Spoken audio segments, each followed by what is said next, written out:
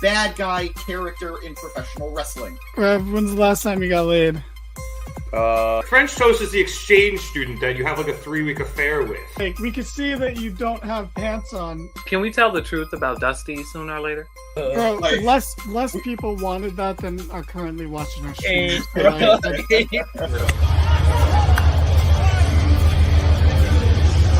And you know Vince, and you still think, are these true? It's like... Welcome to the Mark It Down podcast. Hello, everybody. Welcome to the Mark It Down podcast. I'm James Gisanti, and it is Thursday night, so you know what that means. We are in the Gym Packed Zone, where we cover all things TNA and Impact.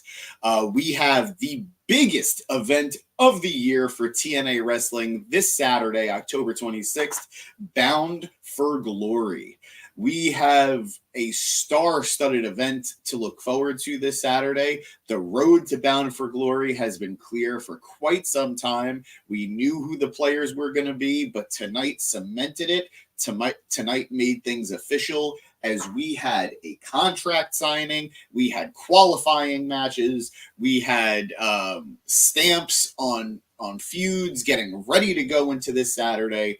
And you know what? I was in for all of it. I am so excited for this event on Saturday, and I think TNA has positioned themselves to have a very, very memorable show. Tonight's Impact did a great job of going home, making sure that everybody's ready for Saturday. And I think every last piece that needed to be placed was placed with this show. But getting right to it, we started the night with a Call Your Shot Gauntlet qualifier match. Match. Yeah, why not? We had Jason Hotch taking on AJ Francis, Laredo Kid, Frankie Kazarian, and Sami Callihan in a multi-man match to determine placement in the Call Your Shot Gauntlet match. Now, as you guys may or may not know, the Call Your Shot Gauntlet match is a 20-man match from number 1 through 20 that the winner of the match gets a Money in the Bank like contract to cash in on the world champion at any point. So obviously, to win this match, you want to be later on in the match. You want to have a Royal Rumble-like number where you're number 20. You don't want to be in at number 1 because, quite frankly, your chances are not great. So the way these qualifying matches are set up, the winner of this match, whoever pins the loser, gets the 20 spot, and the loser himself gets the number 1 spot. I think it's a really fun concept. It's a little wonky when you think that there's a very real possibility that the other people in the match who don't get pinned, the people who aren't involved in the decision, might not even get in the match at all. So it's a little weird. It's a little off. But at the same time, again, TNA has always been known to come up with some very innovative match types and some very innovative stipulations. So the match itself was a lot of fun. Everybody played to their strengths. You have Jason Hotch, who I have to give my utter respect and admiration to with this matchup. Jason Hotch showing me a smoothness. Jason Hotch showing me a confidence that I haven't really seen out of him in quite some time. Oh, I do need to add, this is my bad, guys. I don't have him in the banner, and I'll fix that right now. Jake Something was also in this match, and you guys know I love me some Jake Something. So my bad for not having him in that banner. But Hotch looking like an absolute master technician, taking everybody on in this match, having some of the smoothest spots in the match, having some of the smoothest offense I've seen in a long time, and if this is the Jason Hotch I can expect moving forward, I'm absolutely rooting for this good hand. So great stuff from Jason, and I'm hoping to see more. of that moving on. Laredo Kid obviously delivering with the lucha greatness that we can expect from the young man. Jake Something being the explosive monster that he's developed into. I'm loving Jake's role. Obviously, he's not as intrinsically invested in the X Division as he was a little while ago, but seeing him with these fast, speedy talents really cemented just what his capabilities are in TNA and what he has to offer in TNA. Frankie Kazarian being the veteran, the wily veteran, AJ Francis being the cowardly heel, and Sami Callihan just being Sami Callihan, for better or for worse. It's been a minute since we've seen Sami going for something of note in TNA, and happy to see him in this qualifier match for Bound for Glory. But multiple people had a chance to shine. Multiple people had a fun spot. Again, really got to give credit to Jason Hotch for everything he accomplished in this match and for helping being such an integral part of the match, at least in my opinion. But the finish coming after Sami gives Frankie a pile driver. And it seems he's about to get that 1, 2, 3 and nail his shot to getting into the 20 spot of the gauntlet match. But as he's at the 2 count, AJ Francis runs out of nowhere, hits a big knee on Sami, knocking him off of Frankie, and then AJ pins Frankie himself, and he gets the 1, 2, 3.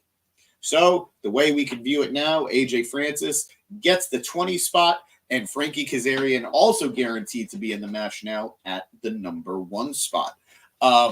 This was a sprint of a match. There was not a lot of breathing room. There was not a lot of slowness to this match, but all these men delivered, and there are going to be people who are very happy that AJ is only going to be in the last spot of the match, and we're not going to have to see him for too long. But quite frankly, I'm in on it. His celebration with Casey Navarro at the end of the match, who, by the way, got to congratulate Casey Navarro. We've been talking about him quite a bit here on the pod, here on Thursdays. Congratulations on officially signing with TNA Wrestling. Casey Navarro is an excellent young talent. The cream always rises to the top in professional wrestling, and I'm glad that he is being recognized for all the hard work he's been doing on the indies and for how well he's filled in for Rich Swann in his absence alongside AJ Francis. So looking forward to this, very terrified of an AJ Francis who has the Call Your Shot gauntlet match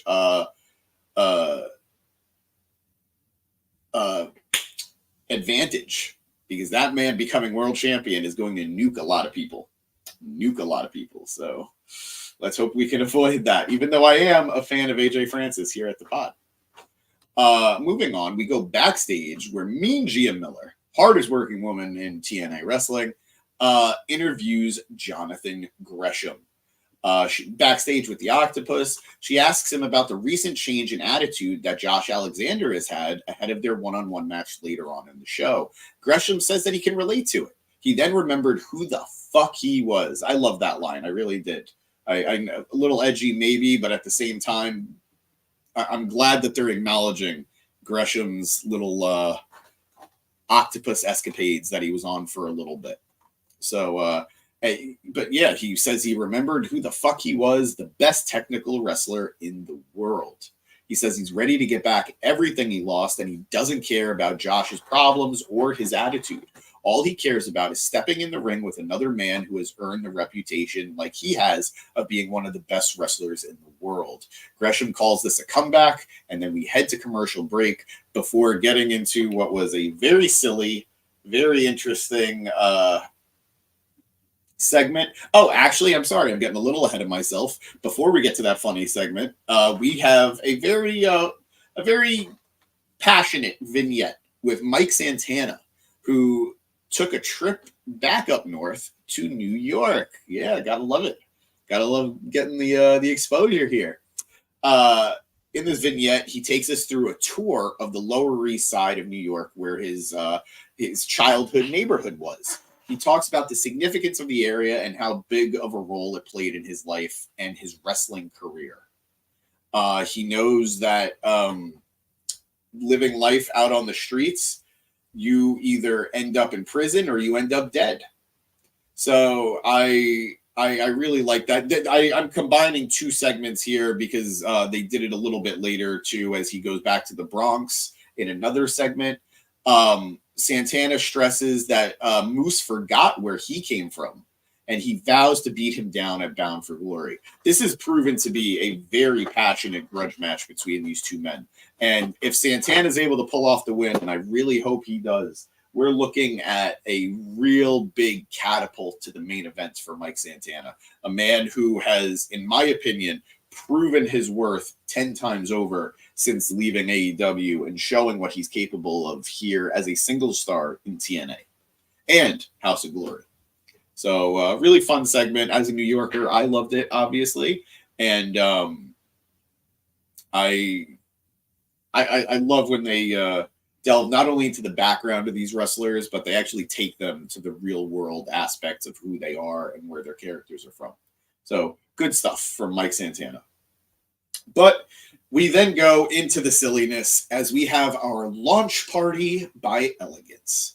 As Ash by Elegance is joined by the Iceman, her personal concierge, and sets us up to see her work, her excellent work on Heather Reckless, seeing the makeover that's been teased over the last few weeks. As they are outside, there is champagne. There's a very elegant affair with candles. As they do the huge introduction and they're building up this new Heather Reckless, we are officially introduced to Heather by Elegance. She's looking very dolled up. She's looking very glitzy, very glammy. And while I thought it was a great look for her, the crowd did not, as they basically chanted at her, basic white girl. That had to hurt. Do you know how hard it is to articulate a chant like that? They were passionate in wanting her to know how basic she looked. Just beautiful.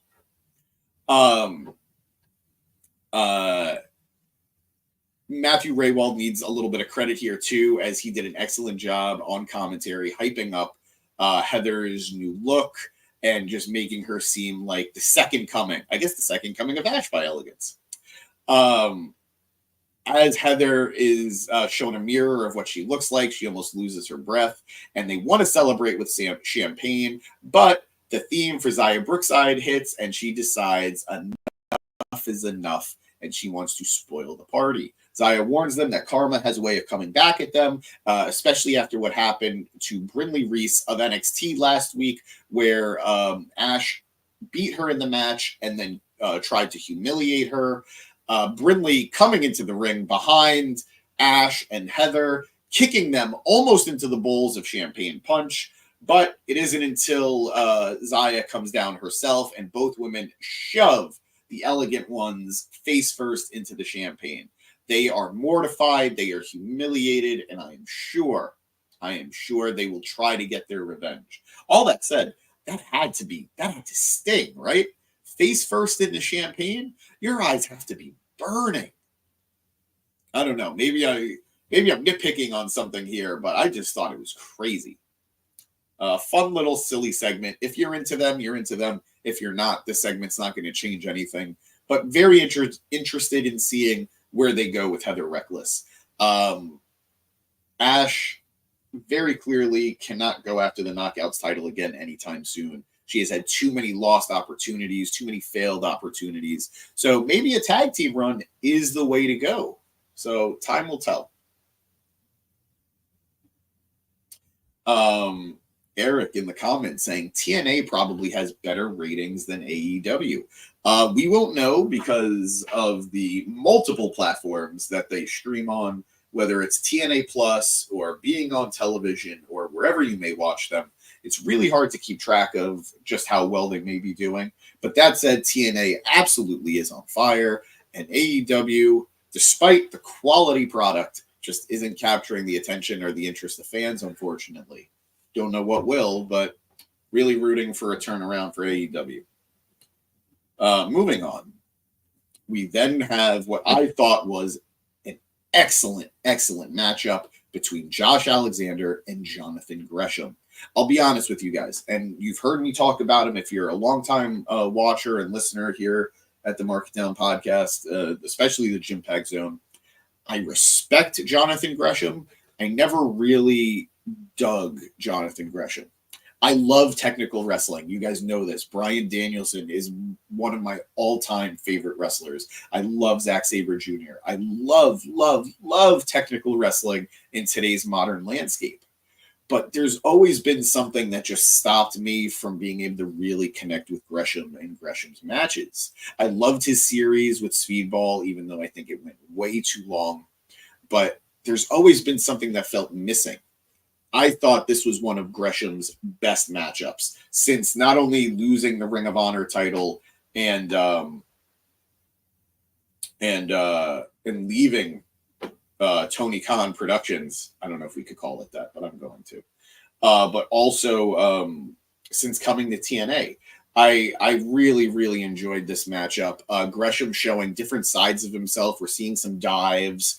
We're seeing a little more, I don't want to say a little more aggression, but a lot of energy into his matchup. Something that sometimes lacks just because of the attention to detail and the technical back and forth that he likes to have. Hold on one second. Just going back to my notes here. But yeah, I think both men really brought it. As the bell sounds, they try to go for the handshake, but Josh wants nothing to do with it, wants nothing to do with Gresham's sign of honor. Both men are going back and forth in the corner. They're hitting submission after submission. Josh is dominating on the offense pretty early on, and then he stops to tell Sinner and Saint, his two new guys, to keep an eye on what he's doing so they could learn from his veteran ways. We then go to commercial as Gresham is fighting back as best as he can. When the show returns, Josh is doing his he does a nice little ode to Razor Ramon, the insult to injury foot slap. Gresham tries to get back to his feet, and he's pissed. So the octopus, as one would expect, gets back to his feet and blasts Alexander with some stiff forearms and some wild kicks. Gresham then begins focusing his attack on the knee of Josh Alexander. The crowd starting to come to life over this. Gresham then knocked Alexander to the floor and follows up with 4 big dives. As he goes for the 5th, though, Alexander moves and Gresham stops and hits an incredible moonsault off the top rope into the corner of the ring. At ringside, Gresham beats down both Sinner and Saint before rolling back into the ring. He had a really nice spot where he rolled. I'm so sorry. I'm still learning which one is which. He rolls over or rolls through one of the men and then hits a cutter onto the other. It was a beautiful 1-on-2 move, and you don't usually see those, but man, it looked great. Really innovative offense from the octopus. Gresham then slips on a slingshot attempt on the ropes, but he tries to keep control. Josh fights back and looks for that C4 spike, his finisher, but Gresham is able to avoid it. Josh then sends for some help in the from Sinner and Saint, and he's able to get the pinfall after finally hitting the C4 spike. After the match is over, they begin a 3-on-1 attack on Gresham until Steve Macklin, babyface Steve Macklin, comes in to try and makes the save. But in the end, he gets just absolutely destroyed by a chair shot, and he is then zip-tied to the ring, to the ropes, as Sinner and Saint continue their assault, and at this point, Macklin is bleeding. They continue to kick at security tries to make the save, but Sinner, Saint, and Alexander are able to keep them at bay. Macklin is now smiling as he's attached to the ropes with Alexander holding the chair. And as Alexander is about to hit the final blow, Sami Callihan and Diener end up in the ring, making the save, along with Ace Steel. I'm sorry. I like to think I'm a big man. I like to think that I have it in me to be forgiving, but Ace Steel's got go away heat with me, brother. Got go away heat with me. But that's for another day. In this instance, he was a hero. But as we come back from commercial after this matchup, like I said, we did deal with another Santana vignette, but I did discuss it already, so we're just going to go into the next matchup as we have WWE NXT's Wendy Chu come out accompanied by her tag team partner TNA's Rosemary as she takes on one half of the TNA Knockouts tag team champions, Jody Threat. Look, you guys know I'm not overly in love with the TNA NXT alliance or collaboration. I feel like TNA is sort of getting lost in the shuffle. They're not getting the love that they deserve. Maybe I'm crazy. What do I know? But despite those misgivings, I am loving Wendy Chu being in TNA. There have been a lot of instances of talent going over to TNA from NXT that I sort of roll my eyes at because TNA is not getting top of the top talent. That said, Wendy Chu is so entertaining and has such a good grasp on her character and is having such a great time teaming with Rosemary. That chemistry is real, in my opinion, that I don't care about any misgivings I have. This one works for me. I absolutely enjoy the pairing. I absolutely enjoy her appearances in TNA. And I'm going to go as far as to say I would love it if Wendy Chu and Rosemary are the first people in this TNA NXT partnership to have gold around their waists from the other company. Now, obviously, Rosemary is a TNA talent, but if Wendy Chu is the first person to win TNA gold as an NXT superstar, A-okay in my book. Absolutely, I'm rooting for it. And given the outcome of this match, spoiler, guys, Jody Threat lost.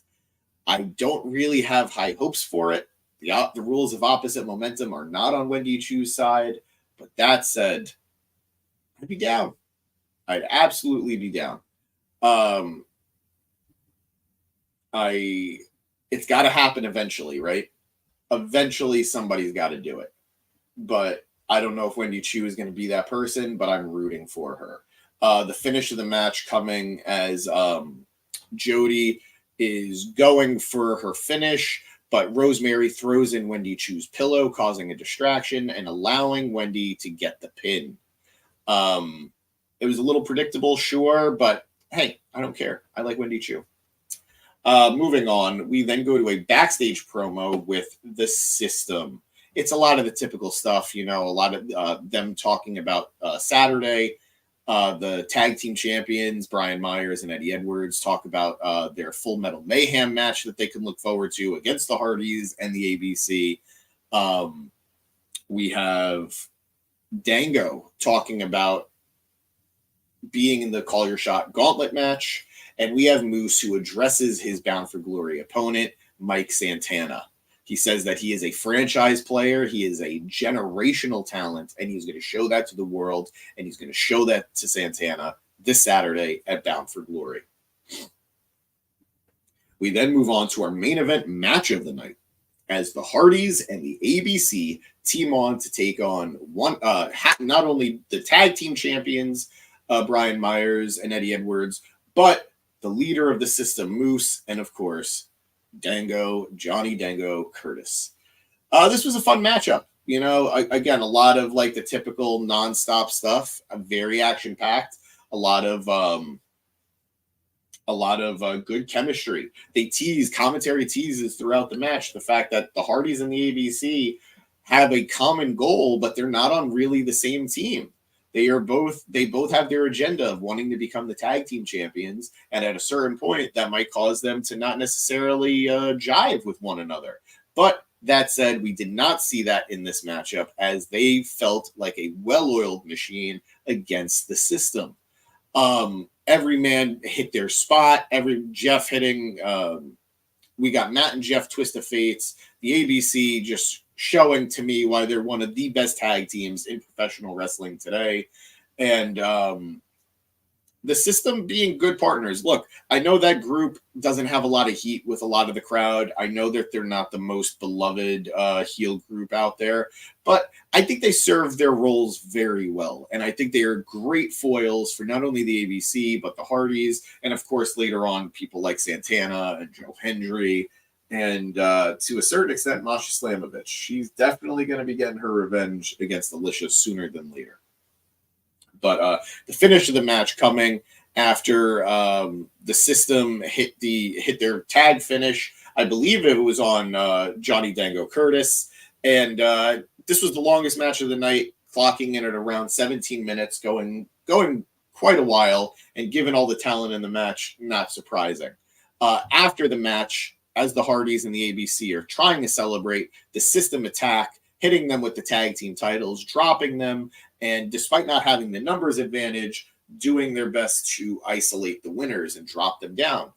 It's at this point that Mike Santana comes in through the crowd with a chain and faces off against Moose. After clearing out most of the system, he is attacked from behind by Alicia with a kendo stick. That does nothing but distract him. As he turns around, Moose takes advantage. It's at this point that the entirety of the system attacks Santana as Moose wrapped a chain around Santana's mouth.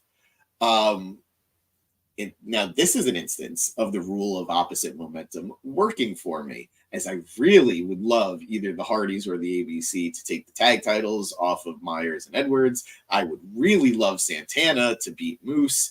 And I just don't need Johnny Dango Curtis even in the gauntlet match. But hey, just don't let him win. That's all that matters. So excellent main event matchup between these four men and Alicia, of course. Really hoping to see if my math will work out in my favor and we have new champions this Saturday. But moving on to our main event segment, we have a double world title contract signing, as we have both the world champion Nick Nemeth and the Knockouts world champion Jordan Grace face to face with their challengers Joe Hendry and Masha Slamovich. I'm still amazed. I know I shouldn't be. It's kayfabe, and I got worked. But man, Masha is so good on the mic, and man, does her voice not match her persona. It just doesn't. And it doesn't bother me. She has a lovely voice, but it's just not what I'm used to hearing from her, and it's unsettling. Wow. The proceedings are overseen by Santino Marella, the director of authority here in TNA. There's a table set up with both the titles on it. Masha's the first person out, followed by Joe Hendry, who are then both followed out by their respective champions, Jordan Grace, and finally Nick Nemeth. Santino calls all four of them the best athletes in the world today, and he gives them all a chance to speak. Masha is first, and she says that this is a full circle moment for her, because it was here in Nashville where she first signed her TNA contract 3 years ago. And now she's here signing this title match contract, which will make her the Knockouts champion. Masha signs it, and then Jordan says that she's happy for Masha and proud of her. But they both know how this is going to end and how this is going to play out. Jordan says nothing has changed, and she was sorry. She has to beat Masha again. She then signs her contract as well. We then move over to the men, as Joe Hendry says that this was an 11-year journey to get here. He said that 2 years into his career, he actually saw Nick Nemeth backstage, and Hendry played a lawyer on TV that night. He says this isn't something that he really talks about, but it's important he talks about it now. He said that no one knew his name back then, but now everyone is not only saying his name, but they believe in him as well. At this point, the fans are cheering, "We believe," and yes, we do. He said there will be a new champion at Bound for Glory, and Joe Hendry signs his contract. We then go over to the world champion, Nick Nemeth, and he says that it was a sweet story, and he respects Joe Hendry, but he needs Hendry to focus on him here and now, because Hendry will be in the ring with the best, and he doesn't plan on losing. He does take some snide shots at him, very passive-aggressive shots, saying he doesn't agree with anyone that calls him a flash in the pan, just a meme, All things he didn't need to mention, but it was definitely a good way of getting heat despite still being a babyface. At this point, all 4 competitors have signed their contracts and they're all ready for their matchups this Saturday, but they are interrupted by Frankie Kazarian. And this was right after Santino says how surprised he is at how well everything went. And he jinxed himself. Sorry, Santino, you just did. At this point, Kazarian is out and he tells everyone to shut up because the real star of the show is here. He calls them all overrated. Now, it should be noted, by the way, Frankie Kazarian will be the special guest referee for the world title match between Nick Nemeth and Joe Hendry. So this man might be the #1 contender if he wins that Call Your Shot gauntlet match and the special referee for the matchup.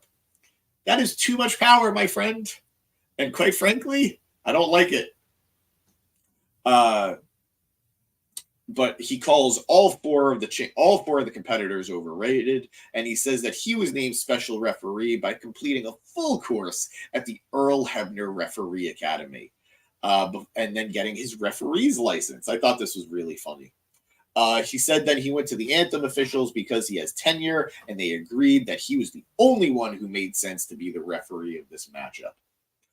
He then tells Jordan Grace and Masha that they should be thankful that he's not involved in their match because he would just steal their thunder too before aggressively patting Jordan on the back. He then calls Santino a stooge and then says that his badge doesn't mean anything because Frankie is now the law. He said he would call everything down the middle at Bound for Glory and vows that by the end of the night, the right man would walk out as TNA champion. Nemeth and Hendry then attack Frankie. Grace holds him, and Frankie, as she's being held, Santino is trying to keep the peace, but Frankie spits in Santino's face. Santino then brings out the Cobra and strikes Frankie, getting a huge reaction. It's at this point that all four wrestlers, Joe Hendry, Nick Nemeth, Jordan Grace, and Masha Slamovich, each grab a limb, lift him up high in the air, and throw him through the table. Personally, I loved it. I love that spin on there's always going to be somebody who goes through the table during a contract signing. They did, but it was none of the competitors going against one another.